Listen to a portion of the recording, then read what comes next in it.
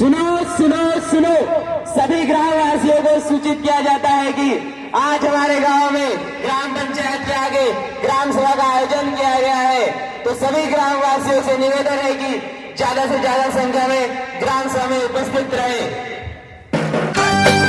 पंचायती राज की खास बात लक्ष्य इसका ग्राम विकास, जिसमें होती है सबकी भागीदारी। सभी ग्रामीणों, वार्ड सदस्यों, सरकारी अधिकारियों, महिलाओं, युवाओं और बुजुर्गों का मैं हार्दिक स्वागत करती हूँ। ग्राम सभा हमारे लोकतंत्र की आत्मा है और आज हम सब मिलकर अपने गांव की समस्याओं पर चर्चा करेंगे और उसके प्रगति के समाधान निकालेंगे। आदरणीय सरपंच महोदया, सम्मानित वार्ड सदस्यगण, युवा साथियों और ग्रामवासियों, नमस्कार।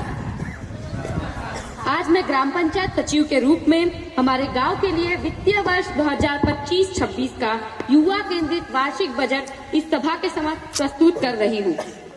यह बजट हमारे गांव के लिए गांव के युवाओं की आवश्यकता, विकास, शिक्षा, रोजगार और खेल संस्कृति को ध्यान में रखकर तैयार किया गया है।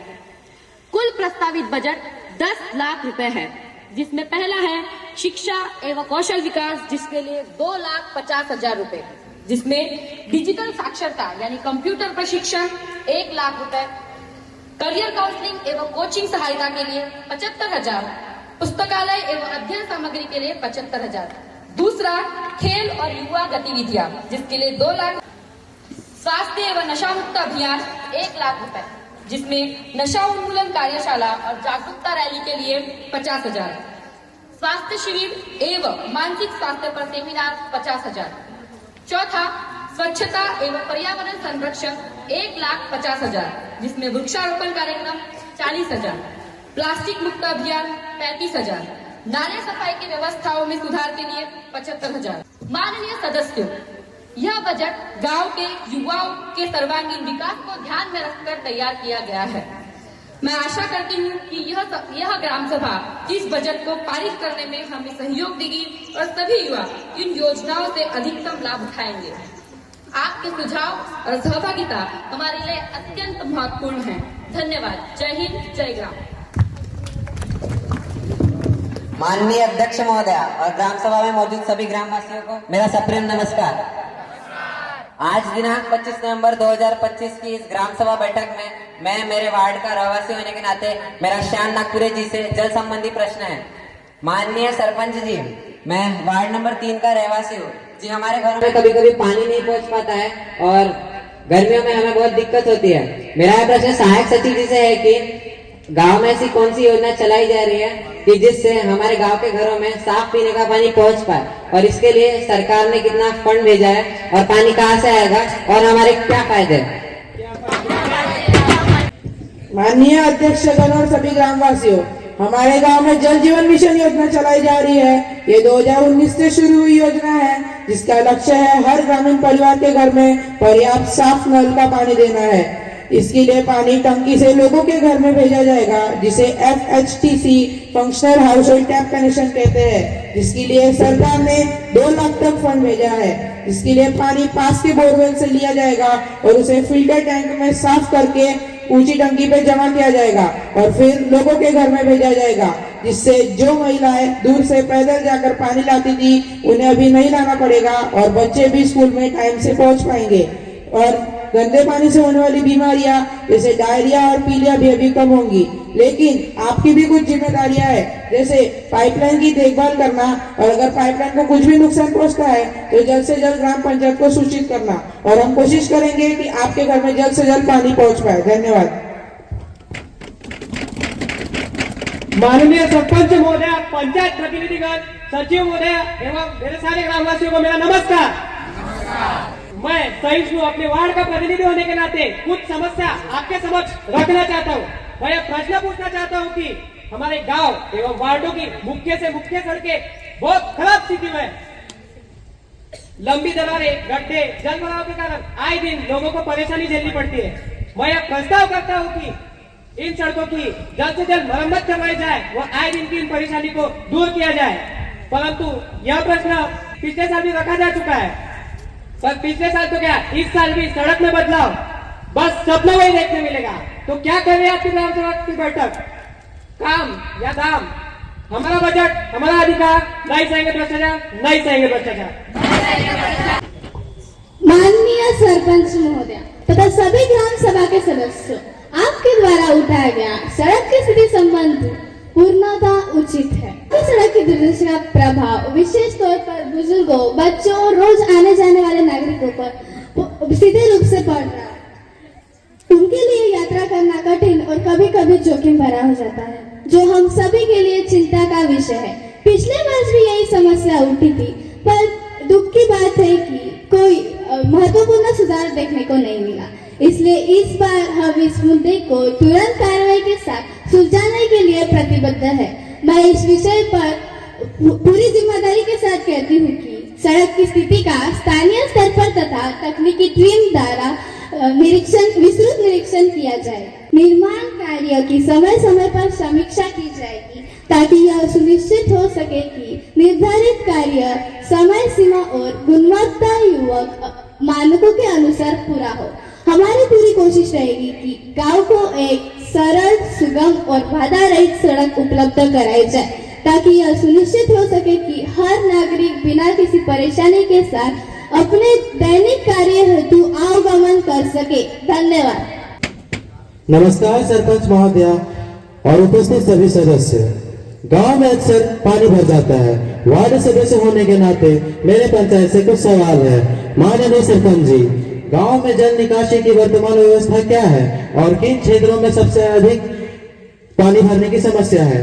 बारिश के मौसम में जल भराव रोकने के लिए पंचायत ने क्या योजनाएं बनाई है? पंचायत इसका जवाब दे और बताए कि वे इसका क्या प्रावधान करेंगे। आपके पास इसका कोई जवाब है क्या? चाहिए हर प्रश्न का जवाब, चाहिए हर सवाल का जवाब, क्योंकि हर एक ग्रामीण देख रहा है एक अच्छे पंचायत का ख्वाब, एक अच्छे पंचायत का ख्वाब। माननीय सरपंच महोदय तथा सभी ग्राम सभा के सदस्यों, हमारे वार्ड में खुली नालियों के कारण पानी रुकता है, जिससे मच्छर और बीमारियां बढ़ती है। इस समस्या को दूर करने के लिए हम कुछ निम्न कदम तुरंत उठाएंगे। जैसे नालियों की नियमित सफाई के लिए सफाई कर्मियों को नियुक्त किया जाएगा और जहाँ जहाँ नालियां टूटी या जाम है वहाँ मरम्मत और ढलान सुधार का काम कराया जाएगा। स्कूल के आसपास के नालियों को कवर करने का प्रस्ताव ग्राम सभा में रख रहे हैं। सभी से अपील है कि प्लास्टिक, गंदगी, रैपर नालियों में न डालें ताकि पानी के रुकावट की समस्या न हो। हमने गांव में 2 कर्मचारियों को नियुक्त किया था और वे अपने नियमित रूप से सफाई भी करते थे, पर गांव के लोग आते जाते रास्ते में कचरा फेंक देते हैं, जिससे नालियों में पानी रुकता है। तो मेरे गांव के सदस्यों से निम्र विनती है कि वे नालियों में कचरा न डालें।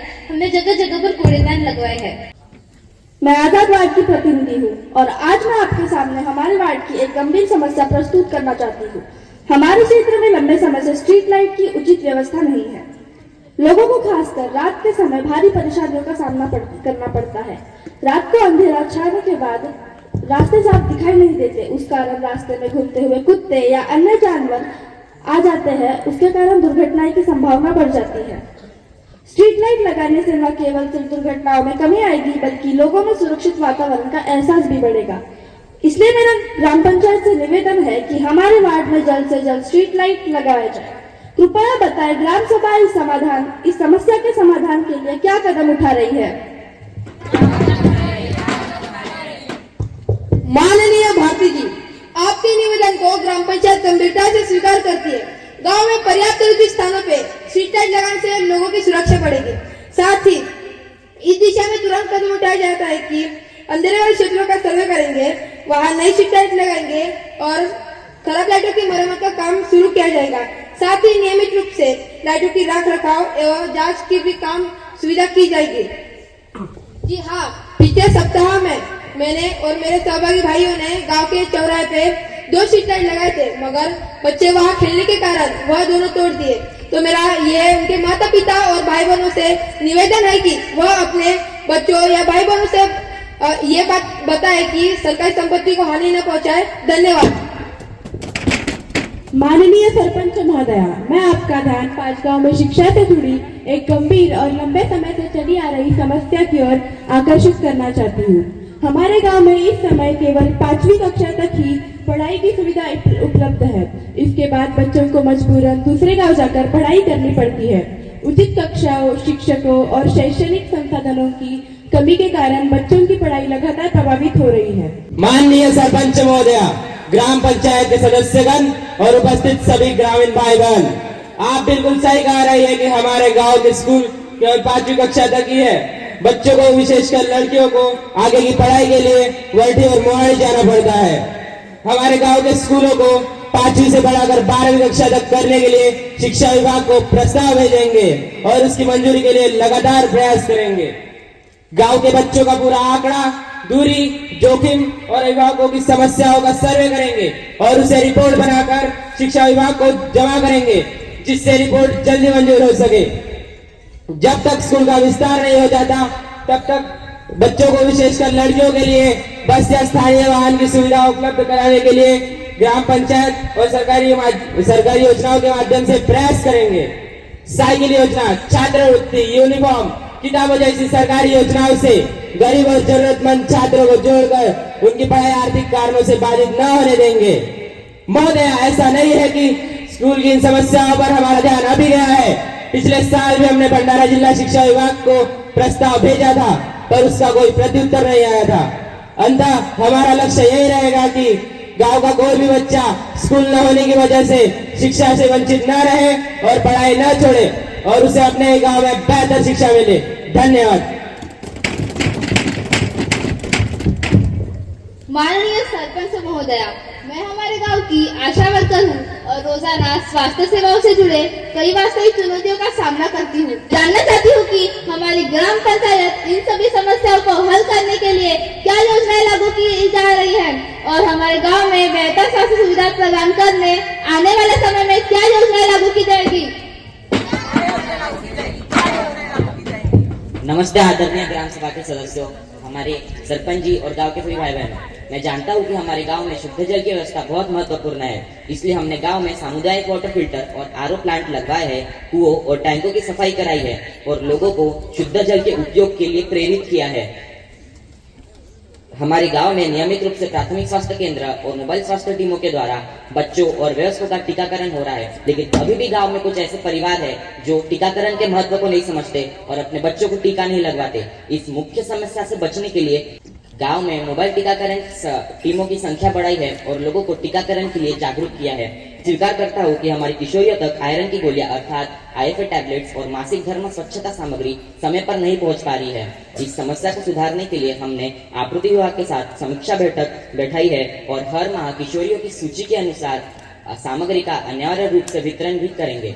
मैं अंत में आप सभी को आश्वासन देता हूँ कि आज इस ग्राम सभा में सारे चर्चित मामलों पर ग्राम पंचायत अगले महीने से ही काम चालू कर देगी। धन्यवाद। माननीय सरपंच जी, आज की सभा में मैं आंगनवाड़ी और छोटे बच्चों की समस्या सबके सामने अवगत कराना चाहती हूँ। आंगनवाड़ी में बच्चों की संख्या दिन ब दिन कम होते जा रही है। कई बच्चे समय पर नहीं आते हैं और कुछ माता पिता उनको भेजने में लापरवाही करते हैं। जो माता पिता को जागरूक करने और बच्चों की उपस्थिति बढ़ाने के लिए ग्राम पंचायत क्या कदम उठाएंगी। कुपोषण से बच्चे बीमार हो रहे हैं क्योंकि पौष्टिक आहार का कम स्तर आता है, तो ग्राम पंचायत और स्वास्थ्य विभाग के सहयोग से हम बच्चों के पोषण में और क्या सुधार ला सकते हैं।